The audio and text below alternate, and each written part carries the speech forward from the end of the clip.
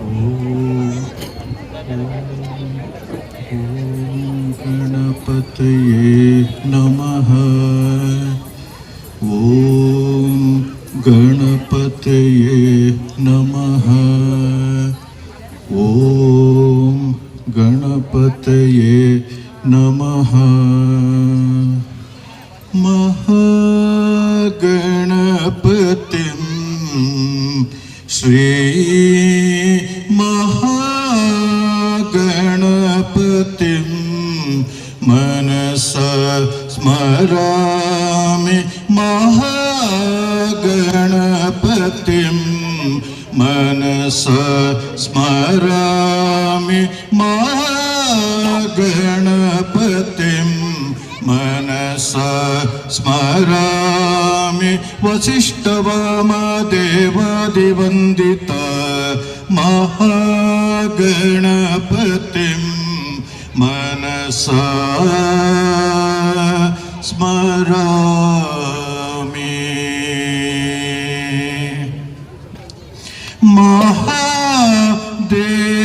ಮಹಾದೇವಸುತಂ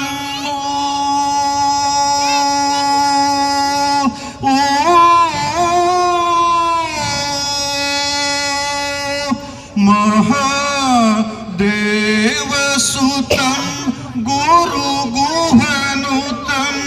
ಮಹಾದೇವಸುತಂ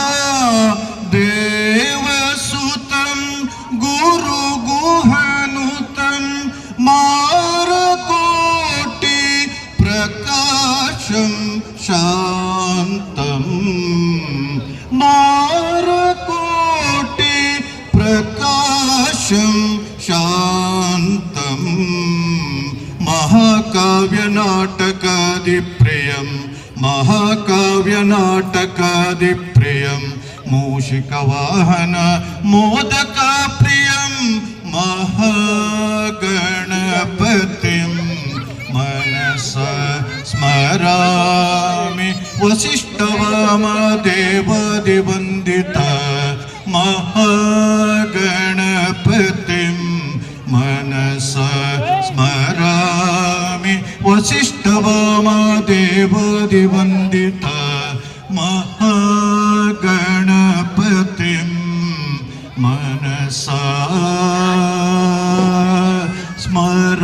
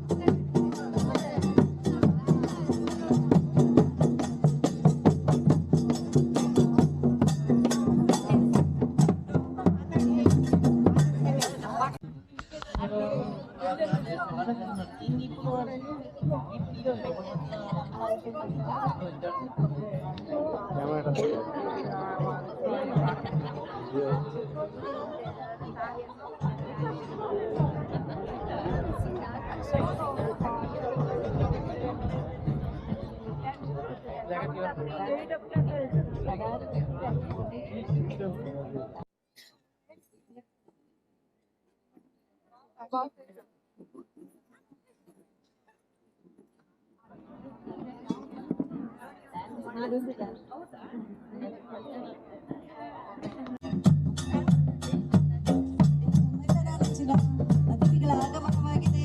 ಜೋರಾದ ಚಪ್ಪಾಳೆ ಬರಲಿ.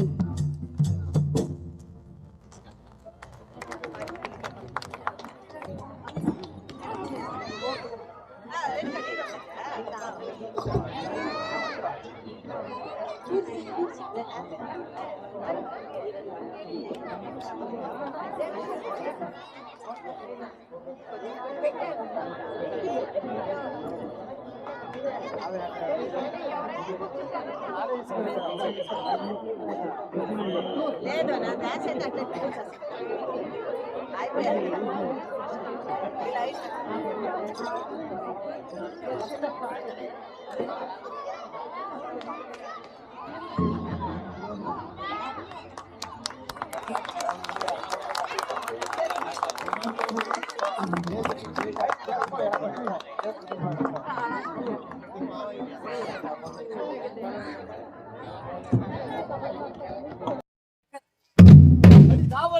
ವಂದಿಸುತ್ತ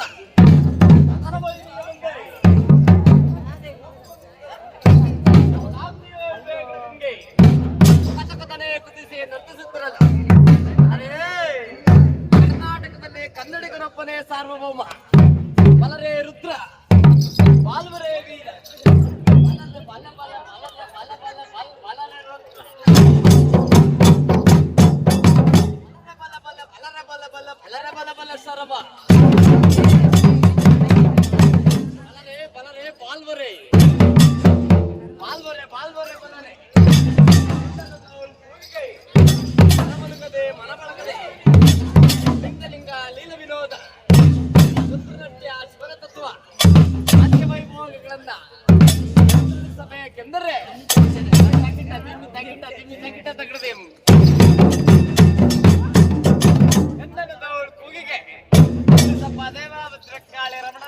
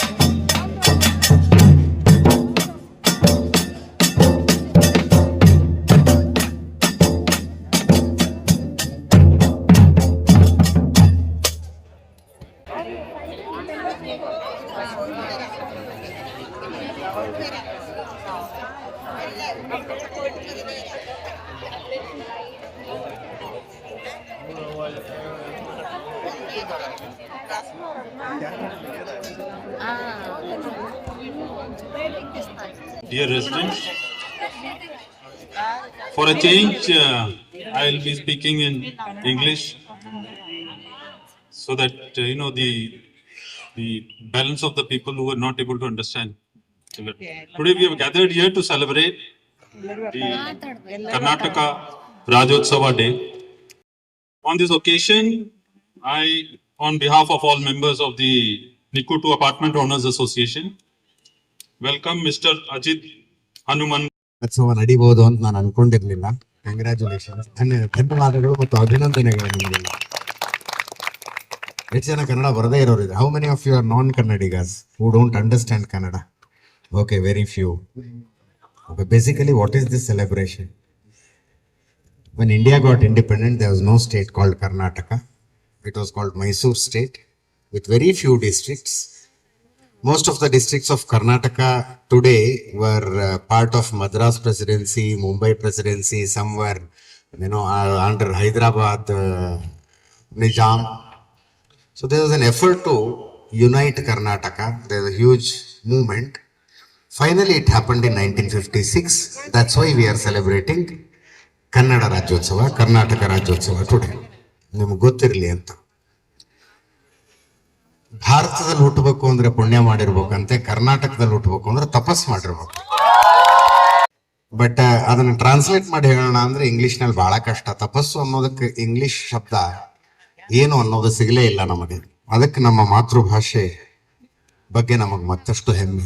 ಎಕ್ಸಾಕ್ಟ್ ಆಗಿ ಏನ್ ಮಾತಾಡ್ತೀವೋ ಅದನ್ನೇ ಬರೀಬಹುದು ನಾವು. ನಾನೊಬ್ಬ ಕರ್ನಲ್ ಪಕ್ಕದಲ್ಲಿ ಕೂತ್ಕೊಂಡಿದ್ದೀನಿ. ಅವ್ರನ್ನ ಇಂಗ್ಲಿಷ್ ನಲ್ಲಿ ಬರೀಬೇಕಂದ್ರೆ ಕೊಲೋನಲ್ ಅನ್ಬೇಕು, ಕನ್ನಡದಲ್ಲಿ ಕರ್ನಲ್ ಅನ್ಬೇಕು. ನನ್ನ ಮಕ್ಕಳಿಗೆ 5.5 ವರ್ಷ. ಅವ್ರಿಗೆ ಕಲ್ಸೋದು ಎಷ್ಟು ಕಷ್ಟ ಆಗ್ಬಿಟ್ಟಿದೆ ಅಂದ್ರೆ ಅವ್ರು ನನ್ನ ಮಕ್ಕಳು. ಯಾವಾಗ್ಲೂ ಬಹಳ ಲಾಜಿಕಲ್ ಆಗಿ ಯೋಚನೆ ಮಾಡ್ತಾರ ಅವ್ರು. PUT ಪುಟ್ ಆದ್ರೆ CUT ಕುಟ್ ಯಾಕಾಗಲ್ಲ, ಕಟ್ ಯಾಕಾಗತ್ತೆ ಅಂತ. ಅದಕ್ಕೆ ನಾನು ಅವ್ರಿಗೆ ಇಂಗ್ಲಿಷ್ ಕಲಿಸೋ ಸಾಹಸವನ್ನು ಬಿಟ್ಟು ಅಚ್ಚ ಕನ್ನಡದಲ್ಲಿ ಮಾತನಾಡಿದ್ರೆ ಕನ್ನಡವನ್ನ ಕಲಿಸ್ತಾ ಇದ್ದೀನಿ. ಅವರ ಸ್ಕೂಲ್ನಲ್ಲಿ ಒಂದೇ ಅಬ್ಜೆಕ್ಷನ್ ಅವ್ರಿಗೆ, ಇಂಗ್ಲಿಷ್ ನಲ್ಲಿ ಮಾತಾಡಲ್ಲ ನಿಮ್ಮ ಮಕ್ಕಳು, ಇಂಗ್ಲಿಷ್ ನಲ್ಲಿ ಮಾತಾಡಲ್ಲ ಅಂತ. ನಾನ್ ಕೇಳೋದು, ನನ್ನ ಮಕ್ಕಳಷ್ಟು ಸ್ಪಷ್ಟವಾಗಿ ಕನ್ನಡ ಮಾತಾಡೋರು ಬೇರೆ ಯಾರು ಇದ್ರೆ ಕರ್ಕೊಂಡು ಬರ್ರಿ ಅಂತ. ಇದು ನಿಮ್ಮೆಲ್ಲರಿಗೂ ಕನ್ನಡ ಅನ್ನೋದು ಭಾಷೆ ಆದ್ರೆ ನನಗೊಂದು ಅನ್ನ ಇದೆ. ಕನ್ನಡ ನನಗೆ, ನಾನು ಕನ್ನಡದಿಂದಾಗಿ ನನ್ನ ಜೀವನ ನಡೆಯುತ್ತೆ, ನನ್ನ ಮನೆ ನಡೆಯುತ್ತೆ, ನನ್ನ ಕುಟುಂಬ ನಡೆಯುತ್ತೆ. ನನಗೆ ನಿಮಗೆ ಮಾತೃಭಾಷೆ ಆದ್ರೆ ನನಗೆ ಅನ್ನ ನೀಡುವ ಭಾಷೆ ಆದ್ರಿಂದ ನನಗೆ ಇನ್ನೊಂದು ಸ್ವಲ್ಪ ಜಾಸ್ತಿ ಪ್ರೀತಿ ಈ ಭಾಷೆಯ ಮೇಲೆ. ನಾನು ಈ ವರ್ಷ ಏಪ್ರಿಲ್ ನಲ್ಲಿ ಇಸ್ರೇಲ್ ನಲ್ಲಿದ್ದೆ. ಅಲ್ಲೊಂದು ಶಮನ್ ಪೆರೆಸ್ ಸೆಂಟರ್ ಅಂತಿತ್ತು, ಬೀಚ್ ಫ್ರಂಟ್. ಅದು ಬಹಳ ದೇಶಗಳ ಪತ್ರಕರ್ತರಿದ್ವಿ ನಾವು. ನೇಪಾಳದ ಪತ್ರಕರ್ತ ಒಬ್ಬ ನನ್ನ ಜೊತೆಗೆ ಆತ್ಮೀಯತೆ ಇತ್ತು.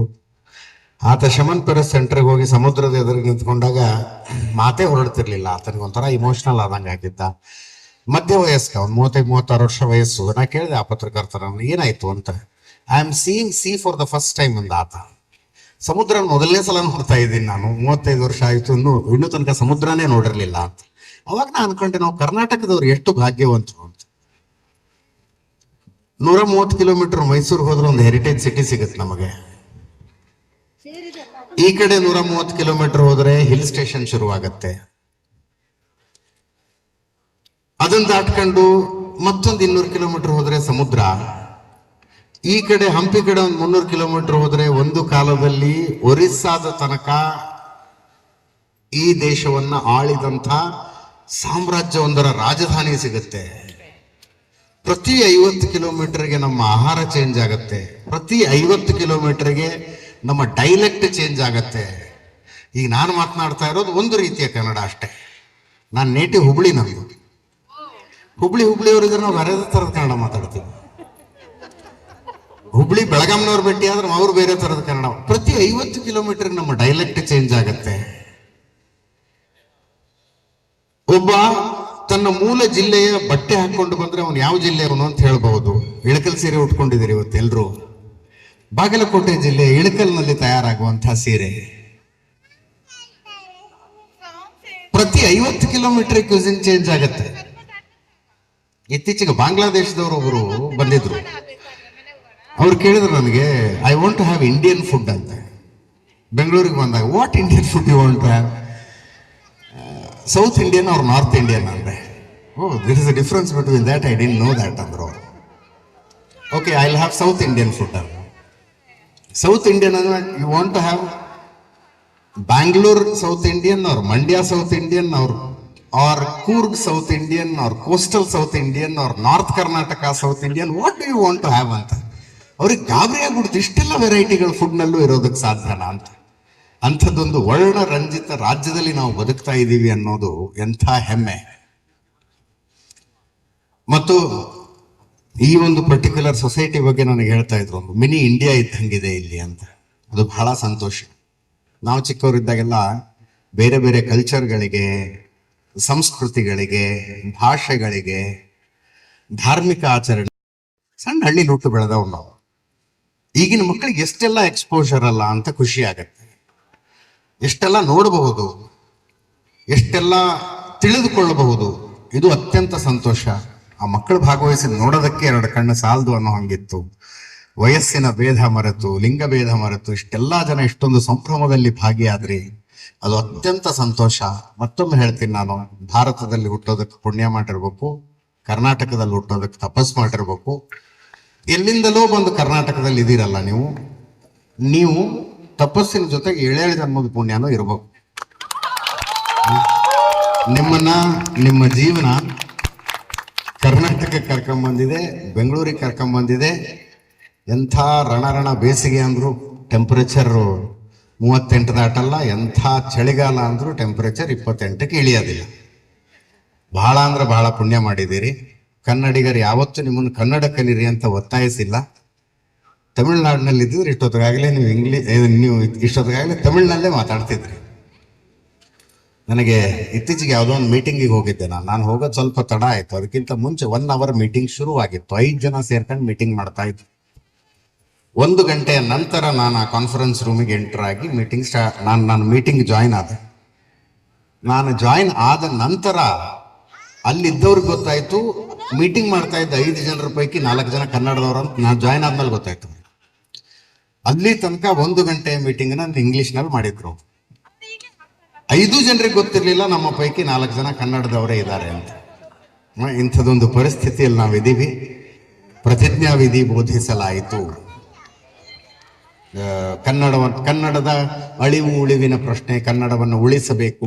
ಉಳಿಸುವುದು ಹೇಗೆ? ಕನ್ನಡ ರಾಜ್ಯೋತ್ಸವ ಮಾಡೋದ್ರಿಂದ ಆಗತ್ತಾ? ಕನ್ನಡ ರಾಜ್ಯೋತ್ಸವ ಒಂದು ಭಾವನೆಯನ್ನು ಜಾಗೃತಗೊಳಿಸೋದಕ್ಕೆ ಮಾತ್ರ. ದಿನ ಬೆಳಗ್ಗೆ ಎದ್ದು ಕನ್ನಡಿಗರೆಲ್ಲರ ಮನೆಗೊಂದು ಕನ್ನಡ ನ್ಯೂಸ್ ಪೇಪರ್ ಬರುತ್ತಾ? ನಿಮ್ಮ ಮನೆಯ ಟಿವಿಯಲ್ಲಿ ಎಲ್ಲ ಕನ್ನಡ ಚಾನೆಲ್ಗಳು ಬರ್ತಾವ? ತಿಂಗಳಿಗೆ 1 ಕನ್ನಡ ಪುಸ್ತಕ ಖರೀದಿ ಮಾಡಬಹುದಾ? ವರ್ಷಕ್ಕೆ 2-3 ಕನ್ನಡ ಸಿನಿಮಾನ ಥಿಯೇಟರ್ಗೆ ಹೋಗಿ ನೋಡಬಹುದಾ? OTTಲೆಲ್ಲ ಥಿಯೇಟರ್ಗೆ ಹೋಗಿ ಟಿಕೆಟ್ಗೆ ದುಡ್ಡು ಕೊಟ್ಟು 2-3 ಕನ್ನಡ ಸಿನಿಮಾ ನೋಡಬಹುದಾ? ಎದುರಿಗೆ ಬಂದಂಥವ್ರ ಜೊತೆ ಕನ್ನಡದಲ್ಲಿ ಮಾತಾಡೋದಕ್ಕಾಗತ್ತಾ? ನಿಮ್ಮ ಮಾತೃಭಾಷೆ ಮನೆಯಲ್ಲಿ ಕನ್ನಡವಾಗಿಯೇ ಮುಂದುವರೆದಿದೆಯಾ, ಮುಂದುವರೆದಿಲ್ವಾ? ನಿಮ್ಮ ಮಕ್ಕಳ ಜೊತೆಗೆ ನೀವು ಯಾವ ಭಾಷೆಯಲ್ಲಿ ಮಾತಾಡ್ತೀರಿ? Kannada. Very good, very good. ಕನ್ನಡದ ಉಳಿವು ಬೆಳವಣಿಗೆ ಆ ರೀತಿಯಲ್ಲಿ ಆಗಬೇಕಾದಂಥದ್ದು. ಇವತ್ತು ಒಂದೊಂದು ವಿಚಿತ್ರ ಸನ್ನಿವೇಶದಲ್ಲಿದ್ದೀವಿ. ಯಾರೋ ಒಂದು ಆರ್ಟಿಫಿಷಿಯಲ್ ಫೈಟ್ ಕ್ರಿಯೇಟ್ ಮಾಡ್ತಾ ಇದ್ದಾರೆ, ಕನ್ನಡ ವರ್ಸಸ್ ಹಿಂದಿ. ಅದು ಯಾವುದೂ ಸತ್ಯ ಅಲ್ಲ. ಕನ್ನಡಕ್ಕೆ ದೊಡ್ಡ ಹೊಡೆತ ಅಂತ ಬಿದ್ದಿರೋದು ಇಂಗ್ಲಿಷ್ನಿಂದ. ಅದನ್ನು ಅಕ್ಸೆಪ್ಟ್ ಮಾಡ್ಕೋಬೇಕು. ಅದರ ಮಧ್ಯದಲ್ಲಿ ಮಾತೃಭಾಷೆ, ಜಗತ್ತಿನ ತುಂಬ ಸ್ಟಡಿಗಳು ಹೇಳ್ತವೆ, ಯಾವ ಮಗು ತನ್ನ ಮಾತೃಭಾಷೆಯಲ್ಲಿ ಮಾತನಾಡೋದನ್ನ ರೂಢಿ ಮಾಡಿಕೊಳ್ಳುತ್ತೋ ಆ ಮಗುವಿನ ಕಾನ್ಫಿಡೆನ್ಸ್ ಬೇರೆಯದೇ ಲೆವೆಲ್ನಲ್ಲಿರುತ್ತೆ. ಮಧ್ಯೆ ನಾನು ಭಾಷಣ ಮಾಡುವಾಗ ಇಂಗ್ಲಿಷ್ ವಾಕ್ಯಗಳನ್ನು ಹೇಳ್ಬೋದು, ಬಟ್ ಯೋಚನೆ ಮಾಡೋದು ಕನ್ನಡದಲ್ಲಿ ಮಾಡ್ತೀನಿ. ಸೆಂಟೆನ್ಸ್ ಫಾರ್ಮೇಷನ್ ಇಂಗ್ಲಿಷ್ನಲ್ಲಿ ಆಗ್ಬೋದು, ಬಟ್ ನನ್ನ ಮನಸ್ಸಿನೊಳಗೆ ಆ ವಾಕ್ಯ ರಚನೆ ಆಗೋದು ಕನ್ನಡದಲ್ಲಿ. ಅದು ಮಾತೃಭಾಷೆಯ ಮಹತ್ವ. ಆ ಮಾತೃಭಾಷೆ ನಮ್ಮೆಲ್ಲರ ಎದೆಯೊಳಗೆ ಇಳೀಲಿ, ಆತ್ಮದೊಳಗೆ ಇಳೀಲಿ. ಕನ್ನಡ ರಾಜ್ಯೋತ್ಸವದ ಈ ಉತ್ಸಾಹ ವರ್ಷದಿಂದ ವರ್ಷಕ್ಕೆ ಇನ್ನೂ ಜಾಸ್ತಿ ಆಗಲಿ ಮತ್ತು ಹೆಚ್ಚು ಹೆಚ್ಚು ಕನ್ನಡೇತರರನ್ನ, ನಾನ್ ಕನ್ನಡೀಸ್ನ ಇದು ಇನ್ವಾಲ್ವ್ ಮಾಡಿಕೊಳ್ಳಲಿ. ಅವರು ಈ ಕಾರ್ಯಕ್ರಮದಲ್ಲಿ ಭಾಗಿಯಾಗಲಿ. Please encourage them to roam around Karnataka. ಕರ್ನಾಟಕದಲ್ಲಿ ಅವರ ಕನ್ನಡದ ಸಂಸ್ಕೃತಿ ಏನಿಲ್ಲ ರೀ ರಾಜ್ಯದಲ್ಲಿ.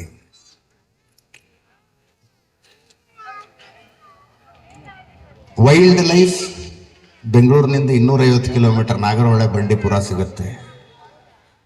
ಕೋಸ್ಟಲ್ ಬೆಂಗಳೂರಿಂದ 400 ಕಿಲೋಮೀಟರ್ ಅಲ್ಲಿ ಸಿಗುತ್ತೆ. Historical places, religious places, fresh water tourism ಏನಿಲ್ಲ ಈ ರಾಜ್ಯದಲ್ಲಿ. ಉತ್ತರ ಕನ್ನಡ ಅನ್ನೋದು ಒಂದೇ ಒಂದು ಜಿಲ್ಲೆ ಇದೆ. ಆ ಜಿಲ್ಲೆಯಲ್ಲಿ ಒಂದು ಡೆಸರ್ಟು, ಒಂದು ಸ್ನೋಫಾಲ್ ಬಿಟ್ಟರೆ ಉಳಿದಿದ್ದು ಎಲ್ಲವೂ ಸಿಗುತ್ತೆ. ಇಂಥ ರಾಜ್ಯ, ಇಂಥ ಜಿಲ್ಲೆಗಳಿರುವಂತಹ ನಮ್ಮ ರಾಜ್ಯದಲ್ಲಿ ಪ್ರವಾಸ ಮಾಡುವಂತೆ ನಾನ್ ಕನ್ನಡಿಗರನ್ನ ಪ್ರೋತ್ಸಾಹಿಸಿ ರಾಜ್ಯ ಸುತ್ತಾಡ್ಲಿ, ಅವರು ರಾಜ್ಯದ ಸಂಸ್ಕೃತಿಗೆ ಎಕ್ಸ್ಪೋಸ್ ಆಗಲಿ. Definitely they will fall in love with the state. ಈ ರಾಜ್ಯದ ಜೊತೆಗೆ ಅವ್ರಿಗೊಂದು ಪ್ರೀತಿ ಬೆಳೆಯುತ್ತೆ, ಒಂದು ಬಾಂಧವ್ಯ ಬೆಳೆಯುತ್ತೆ. ಎಲ್ಲೇ ಹೋದ್ರು, ಎಲ್ಲೇ ಸುತ್ತಾಡ್ತಿದ್ರು ವಾಪಸ್ ಕರ್ನಾಟಕಕ್ಕೆ ಬಂದು ಒಂದು ತುತ್ತು ಅನ್ನ ಸಾರು ಬಾಯಿಗೆ ಹಾಕೊಂಡಾಗ ಆಗುವ ಸಮಾಧಾನ, ಖುಷಿ ಇದೆಯಲ್ಲ, ವಾರಗಟ್ಲೆ 15 ದಿವಸಗಟ್ಲೆ ಹೋಗಿ ಒಂದು ತುತ್ತು ಅನ್ನ ಸಾರು ಉಪ್ಪಿನಕಾಯಿ ಹಚ್ಕೊಂಡು ಬಾಯಿಗೆ ಹಾಕೊಂಡಾಗ ಆಗುವ ಖುಷಿ, ಆ ಆತ್ಮತೃಪ್ತಿ ಇದೆಯಲ್ಲ, ಕನ್ನಡತನ, ಕರ್ನಾಟಕ ಅಂದ್ರೆ ನನ್ನ ಪಾಲಿಗೆ ಅದು ಅಂತ ಹೇಳ್ತಾ 4 ಮಾತು ಮುಗಿಸ್ತೀನಿ. ಧನ್ಯವಾದ.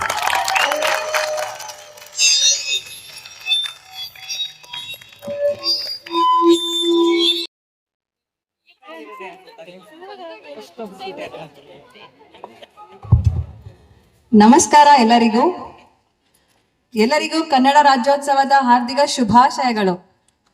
70ನೇ ಕನ್ನಡ ರಾಜ್ಯೋತ್ಸವದ ಹಾರ್ದಿಕ ಶುಭಾಶಯಗಳು. ನಮ್ಮೆಲ್ಲರ ಪ್ರೀತಿಯ ಕನ್ನಡ ನಾಡಿನ ಹುಟ್ಟುಹಬ್ಬ ಕನ್ನಡ ರಾಜ್ಯೋತ್ಸವ 2025ರ ಶುಭಾಶಯಗಳು ಎಲ್ಲರಿಗೂ. ಮೊದಲು ನಮ್ಮ ಪ್ರಿಯ ನಿಕೂಟು ಅಪಾರ್ಟ್ಮೆಂಟ್ ನಿವಾಸಿಗಳೆಲ್ಲರಿಗೂ ಹೃತ್ಪೂರ್ವಕ ಸ್ವಾಗತ. ನಮ್ಮೆಲ್ಲರ ಅಪಾರ್ಟ್ಮೆಂಟ್ ಕುಟುಂಬದ ಪರವಾಗಿ ಇಂದು ಈ ವೇದಿಕೆಗೆ ಆಗಮಿಸಿರುವ ನಮ್ಮ ಮುಖ್ಯ ಅತಿಥಿ ಅಜಿತ್ ಅವರಿಗೆ ಸ್ವಾಗತ. ನಮ್ಮ ಅಸೋಸಿಯೇಷನ್ ಪ್ರೆಸಿಡೆಂಟ್ ಕರ್ನಲ್ ಪ್ರಮೋದ್ ಅವರಿಗೂ ಸ್ವಾಗತ. ಮತ್ತು ನಮ್ಮ NDTV ಅವರ ಎಡಿಟರ್ ಹೆಡ್ ಅವರು ಇದ್ದಾರೆ, ಅವರಿಗೂ ಸ್ವಾಗತ. ಇಂದು ಅವರು ನಮ್ಮ ಮಧ್ಯೆ ಇರುವುದೇ ನಮಗೆ ದೊಡ್ಡ ಗೌರವ ಮತ್ತು ಸಂತೋಷ. ನಮ್ಮ ನಿಕೂಟು ಕನ್ನಡ ಸಂಘ ಮತ್ತು ನಿಕೂಟು ನಿವಾಸಿಗಳ ಪರವಾಗಿ ಅವರೆಲ್ಲರಿಗೂ ಹೃತ್ಪೂರ್ವಕ ವಂದನೆಗಳು, ಧನ್ಯವಾದಗಳು ಇಲ್ಲಿ ಬಂದಿದ್ದಕ್ಕೆ.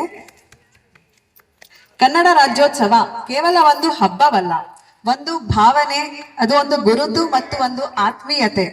ಈ ದಿನ ನಮ್ಮ ನಾಡಿನ ಇತಿಹಾಸವನ್ನು, ನಮ್ಮ ನುಡಿಯ ಸೊಗಸನ್ನು ಮತ್ತು ನಮ್ಮ ಸಂಸ್ಕೃತಿಯ ವೈಭವವನ್ನು ಸ್ಮರಿಸುವ ದಿನ. ಕನ್ನಡ ರಾಜ್ಯೋತ್ಸವ ಕೇವಲ ಒಂದು ಹಬ್ಬವಲ್ಲ, ಅದು ಒಂದು ಭಾಷೆ, ಒಂದು ಗುರುತು ಮತ್ತು ಒಂದು ಆತ್ಮೀಯತೆ. ನಾನು ಇಲ್ಲಿ ಹೆಚ್ಚು ಸಮಯ ತಗೊಳ್ಳೋದಿಲ್ಲ.